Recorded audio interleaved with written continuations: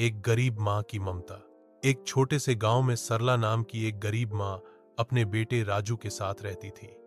सरला का पति कुछ साल पहले चल बसा था और अब वह अकेले ही छोटे से झोपड़े में राजू को पाल रही थी। उनके पास जमीन नहीं थी।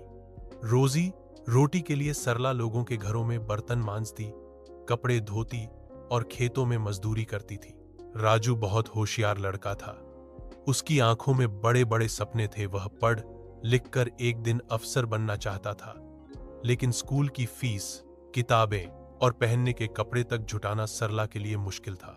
सरला खुद भूखी रह जाती, लेकिन बेटे को कभी भूखा नहीं सोने देती। वो पुराने कपड़े सिलाकर राजू के लिए पहनने लायक बनाती, और जब उसे फीस भरने का समय आता तो वह दो दिन की मजदूरी एक साथ कर लेती। एक दिन स्कूल में परीक्षा हुई। राजू ने टॉप किया। गांव के मास्टर जी ने कहा, राजू बहुत होशियार है, अगर उसे शहर में पढ़ने का मौका मिले तो वो बड़ा आदमी बन सकता है। सरला को यह सुनकर बहुत खुशी हुई, लेकिन साथ ही चिंता भी। शहर भेजने के लिए पैसे कहां से आते? वो दिन आया जब राजू को शहर जाना था।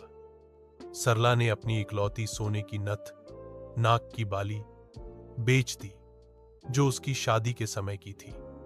वो गहना उसके पास बचा एकमात्र कीमती सामान था, लेकिन बेटे की पढ़ाई के आगे वो भी कम था।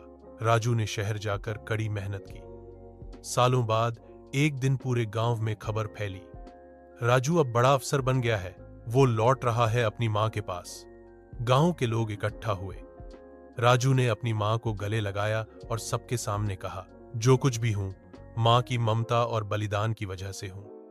फिर उसने गांव में एक स्कूल बनवाया और उसका नाम रखा सरला विद्या मंदिर।